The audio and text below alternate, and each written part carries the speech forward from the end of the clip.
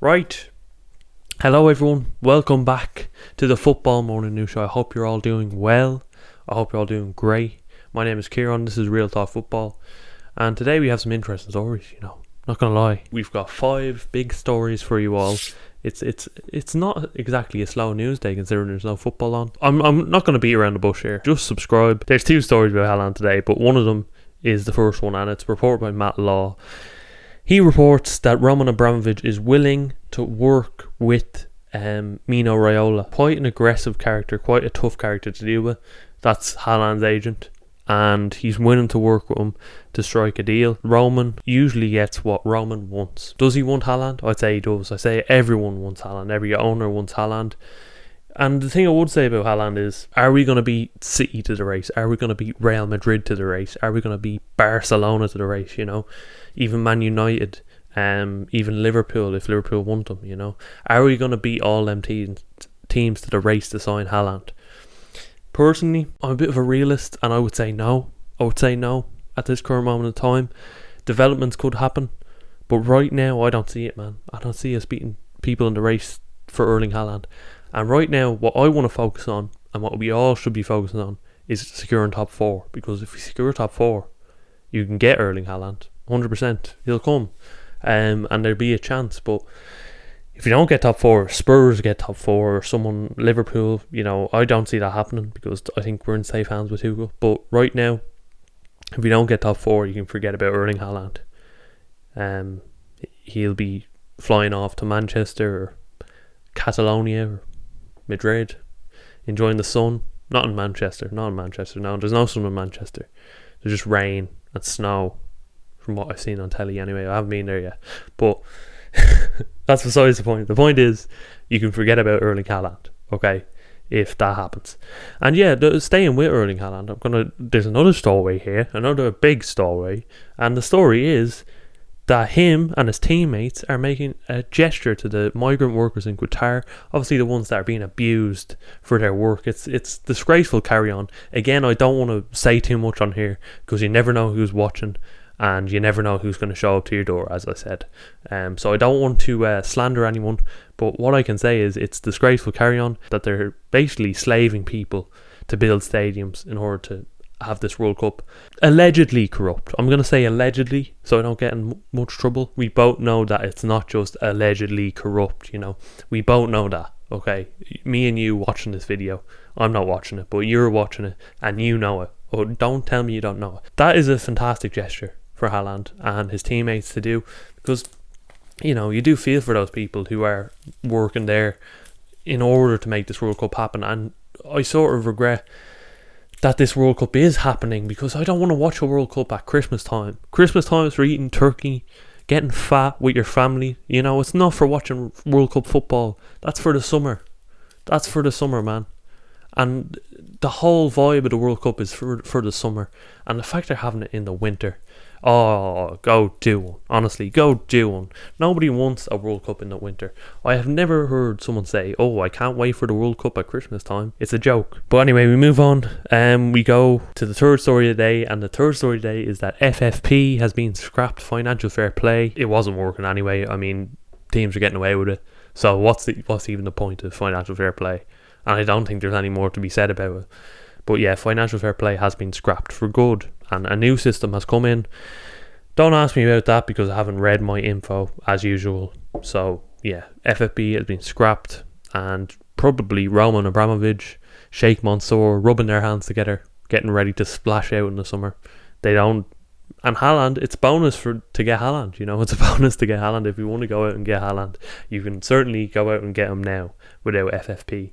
Although I haven't read too much into the new system, so I don't know. And the fourth story today, Tomori, Tomori, is set to leave Chelsea. AC Milan, my God, they're going to take the bargain, 28 million. Whoever was in charge of that deal in our club is a joke of a person. They're an excuse. They're an excuse for an individual that they've let Tomori go for 28 million. That's all, really. He's such a good defender, man. He's such a good defender. They let him go. It's a joke. It is a joke. Thiago Silva is great, okay? Thiago Silva is great, but he's 36 years old. We need someone to come in, take the reins from Thiago Silva. And that was your chance, Chelsea. Whoever made the decision at the club, take a long look at yourselves. Honestly, take a long look at yourselves. It's not on. It's not on that you let a player of his quality go for £28 million in today's transfer market. I don't want to talk about it. But AC Milan, according to Gazzetta and other Italian sources, and I think the Sun, if you want to rely on the Sun are reporting it as well. AC Milan are going to snap up this 28 million offer for Fikayo Tomori. You know, they're going to do it. So we can forget about seeing them next summer. We can forget about it. Anyway, final story of the day, and this is the one. Look, this is the one I want to talk about, so you can click off if you're not interested, okay?